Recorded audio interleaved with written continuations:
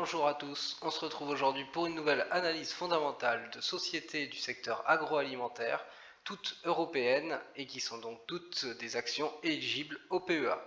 Cette analyse fondamentale se fera toujours selon les 5 critères essentiels, je vous remets le lien vers la vidéo qui explique ces critères, et aussi selon les 3 critères concernant les dividendes, et je vous remets le lien vers la deuxième vidéo qui explique en détail ces critères.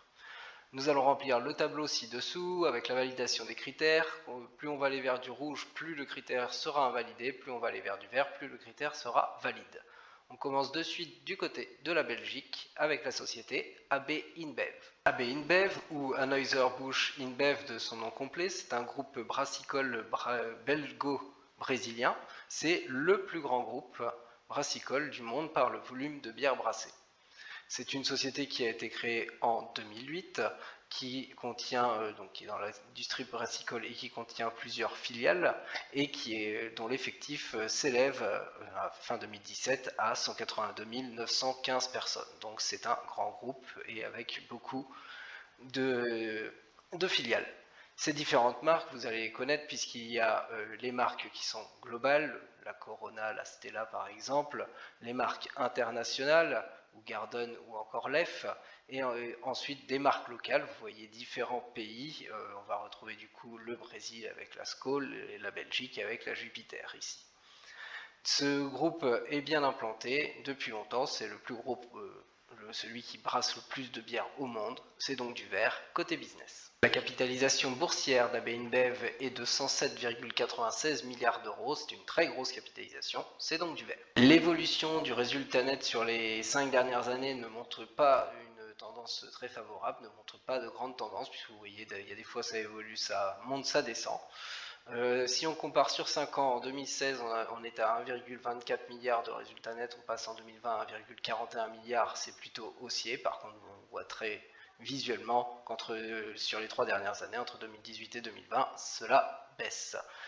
Comme cela baisse mais pas complètement et cela monte sur 5 ans, c'est donc sans tendance, c'est donc du jaune. Le cours de bourse s'affiche en rouge et montre donc une tendance plutôt baissière, une baisse de 42,55% sur 5 ans, c'est une baisse importante, et sur 3 ans, si nous comparons par rapport à mi-juin, nous avons 25,05% de baisse, c'est encore là plus de 5% de baisse par an, c'est donc du rouge pour ce critère. Le ratio cours sur bénéfice, le PER est actuellement élevé, il est de 35,72, ce qui le place de peu dans la zone au-delà de 35, dans la zone rouge. Passons au premier critère concernant les dividendes et l'évolution de celui-ci sur les dernières années. Vous voyez clairement qu'il est à la baisse, néanmoins pas complètement à la baisse puisqu'il y a une petite augmentation ici en 2020 que l'on peut voir. La baisse est en moyenne de 13% par an sur les dernières années. Le critère va donc être mis en orange pour le fait que ce n'est pas tout le temps en baisse. Le rendement du dividende est peu élevé, il est de 0,77%, mais il a le mérite d'exister, ce qui le place dans la catégorie entre 0 et 1%, ce qui est la catégorie en orange. Le ratio de distribution, la distribution sur le résultat net montre différents chiffres en fonction des différents sites. Néanmoins, quelque chose est très clair, la tendance va à l'amélioration et ce dividende va baisser, donc le ratio devrait revenir très bien maîtrisé, mais pour l'instant sur les dernières années on voit beaucoup de ratios au-delà de 100% et donc un endettement de l'entreprise pour continuer à verser son dividende, ce qui n'est pas bon du tout et ce que nous allons pénaliser par du rouge. Bilan plutôt négatif concernant la société AB InBev en ce moment puisque le résultat s'affiche certes en jaune et neutre et devrait s'améliorer, mais pour l'instant tous les autres critères sont plutôt négatifs. Concernant les critères essentiels, le cours est en chute libre et le PER est dans le rouge, dans la zone trop élevée. Le dividende est lui aussi en chute libre dans son évolution, il est peu élevé et sa distribution laisse un peu à désirer. Tout cela devrait s'améliorer. Nous poursuivons du côté des Pays-Bas avec la société Henken. Henken est un groupe brassicole d'origine néerlandaise, il a été fondé en 1873 et vous voyez que c'est le deuxième brasseur au niveau mondial derrière la société que nous avons vue juste avant qui est AB InBev. La société emploie ici 80 000 personnes, c'est les chiffres de 2018 et vous voyez qu'il y a plus de 250 marques qui sont commercialisées de bière et aussi un peu de cidre. Au niveau, si on va plus précisément dans ces marques, donc il y a la bière Henken, très connue et très internationale. Il y a 3 gros pays, la Belgique, la France, la Suisse. En Belgique, vous voyez qu'il y a eu des rachats de Alken Maes, par exemple, au niveau bière, et celles qui sont... Et les principales sont Maes, Cristal, Grimbergen et Mort Subite. Il y a 3 sites de production. En France, les principales marques commercialisées sont Pelfort, Apfelgen et Desperados, et vous voyez qu'il y en a tout un tas d'autres. Ensuite, en Suisse, le rachat de Calanda et le rachat de Eichhoff ont été effectués. Et à l'international, plus de 250 marques comme nous l'avons dit. On peut citer par exemple la Moretti en Italie ou la Stella en Égypte par exemple. Le groupe est très bien diversifié, présent à l'international depuis longtemps, c'est donc du vert côté business. La capitalisation boursière pour Henken s'élève à 56,90 milliards d'euros, c'est donc du vert puisque c'est une grosse capitalisation. L'évolution du résultat net sur 5 ans n'est pas bonne, vous la voyez en jaune, puisque Henken a bien souffert avec la pandémie et affiche un résultat négatif en 2020. Les performances avant étaient en hausse de 2016 à 2017, mais il y avait déjà une petite baisse en 2018, c'était reparti à la hausse en 2019 et ça s'est effondré en 2020. Cela va repartir doucement en 2021 au fur et à mesure, ce sont des estimations avec normalement les réouvertures des économies et des pays. Néanmoins, pour le moment, ça nous donne une tendance négative sur 5 ans, une tendance négative sur 3 ans et un résultat dans le négatif, c'est donc du rouge, mais ça ne devrait pas durer. Le cours de bourse s'affiche haussier puisqu'il s'affiche en vert, l'augmentation est de 23,91% sur 5 ans, c'est un peu moins de 5% par an, et sur 3 ans, depuis mi-juin, nous avons 11,47% de hausse, c'est là aussi un peu moins de 5% par an. C'est donc du vert clair pour ce critère. Le PER, le ratio cours sur bénéfice, n'existe pas, ou plutôt est négatif avec un résultat net qui est négatif, et donc il s'affiche en rouge pour le moment. L'évolution du dividende sur les 5 dernières années montre d'abord une hausse jusqu'à 2019, puis avec la pandémie, le versement de dividendes s'écroule et va s'écrouler encore en 2021. Nous avons donc une hausse puis une baisse, mais une baisse bien plus prononcée, nous allons donc mettre du orange. Tout comme AB InBev, le rendement est présent mais faible, il est de 0,71%, ce qui le place dans la zone entre 0 et 1% en orange. Le ratio de distribution, la distribution sur le résultat net sur les dernières années, il était plutôt bien géré puisque vous voyez que c'était souvent dans la zone en dessous de 60%, vers les 55%, un peu au-dessus en 2016 et par contre en 2020 avec les pertes effectuées, l'entreprise a continué à verser son dividende et donc là il y a un endettement. Donc normalement nous aurions mis plutôt dans la zone verte, mais nous allons complètement pénaliser ceci en mettant dans la zone jaune. Bilan plutôt négatif aussi pour la société des Pays-Bas Henken, puisque plusieurs critères ne s'affichent pas en vert. À noter notamment le résultat qui est actuellement dans le négatif, mais tout cela devrait repartir positif. Le PER s'en retrouve aussi dans le négatif en rouge, mais cela devrait revenir aussi positif.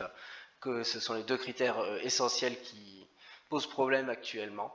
Côté dividende, ce dividende, son évolution n'est pas très bonne ces derniers temps avec la pandémie, le rendement n'est pas très élevé, sa distribution est néanmoins un peu mieux gérée que pour AB InBev et devrait être bien gérée à l'avenir. Nous passons désormais du côté de la France avec le groupe Danone. Danone est une multinationale alimentaire française qui a été créée il y a longtemps en 1919 et donc il y a toute une histoire et une diversification de ses activités qui s'est fait au fur et à mesure. C'est bien une entreprise du secteur alimentaire très grosse puisqu'elle emploie plus de 100 000 personnes. Ses activités sont réparties en 4 pôles, les produits laitiers et produits d'origine végétale, l'eau en bouteille, la nutrition médicale et enfin la nutrition infantile. Au niveau de ces marques, plus précisément, nous avons pour le premier pôle les produits laitiers d'origine végétale, notamment la marque Danone, et vous voyez, il y en a beaucoup d'autres qui sont connus, Activia, Actimel, Danette, Daifine. Pour les eaux, il y a tout ce qui est Evian, Volvic, Badois, la Salvetta par exemple, et vous voyez, il y en a tout tout un tas d'autres, bien entendu. La nutrition infantile a elle aussi de nombreuses marques, les plus connues sont Blédina et le laboratoire Gaïa pour exemple. Et enfin, concernant la nutrition médicale, on parle ici de Nutricia. Beaucoup de références, un pôle très développé, une multinationale qui a été en 2017 dans un classement la 10e plus grosse entreprise du côté de l'agroalimentaire du monde. C'est donc du vert côté business. La capitalisation boursière de Danone s'élève à 40,15 milliards d'euros, c'est une très grosse capitalisation, c'est donc du vert. L'évolution du résultat net sur les 5 dernières années ne semble pas montrer visuellement de grosses tendances. Effectivement, c'est à la hausse entre 2016 et 2020 puisque l'on passe de 1,72 milliard à 1,96 milliard. Mais par rapport à 2018, nous étions arrivés à 2,35 milliards, c'est donc une baisse sur les dernières années. C'est donc sans tendance, du jaune. Le cours de bourse s'affiche en rouge et donc baissier, mais la baisse ne paraît pas très importante. En effet, elle est de 3,73% sur 5 ans, c'est très peu si on rapporte ça à l'année.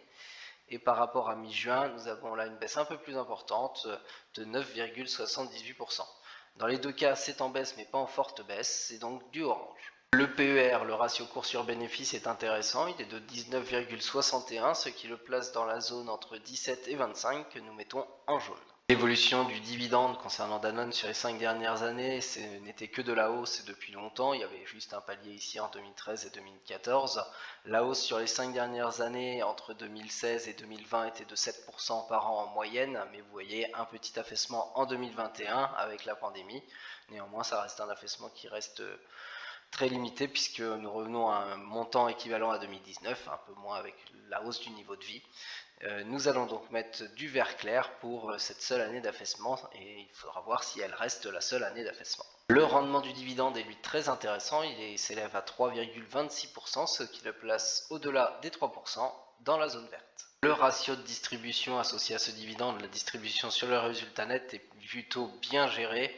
Vous voyez, entre 2016 et 2018, c'était dans la zone verte en dessous des 60%. Nous sommes passés dans la zone vert clair depuis 2019 et en 2021, le ratio de distribution est estimé à 64% environ et donc dans la zone vert clair.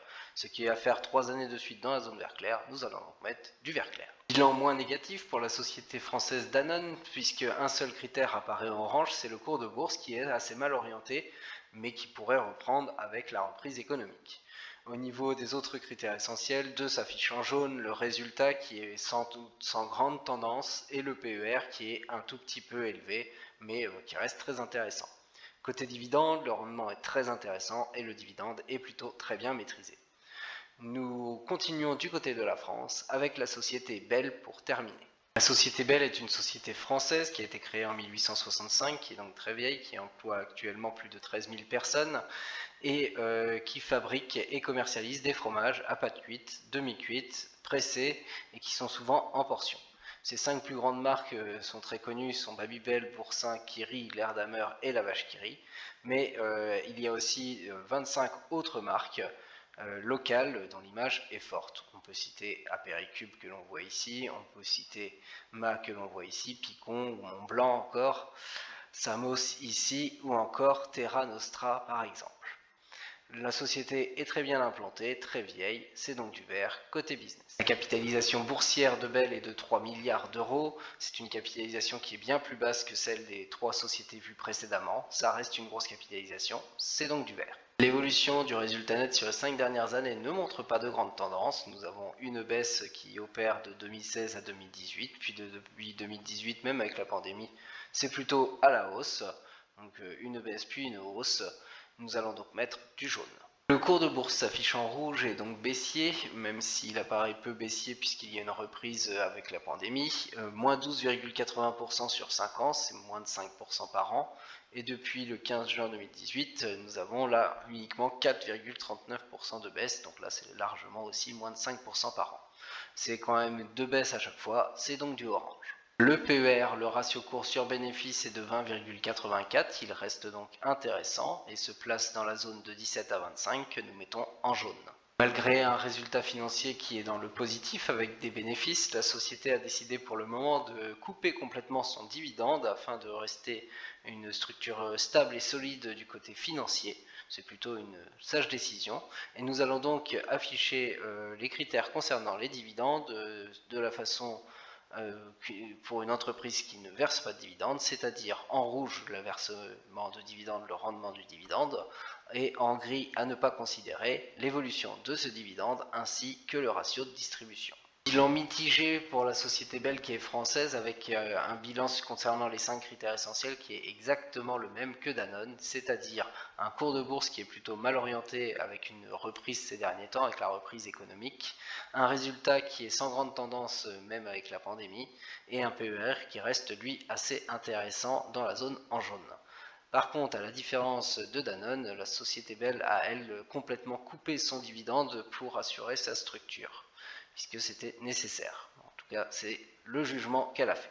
Je vous laisse avec ce tableau concernant 4 actions PEA du secteur de l'agroalimentaire. Les 2 premiers sont du côté brassicole, les 2 autres plutôt du côté des produits laitiers. Je vous souhaite une très bonne journée et je vous dis à très bientôt.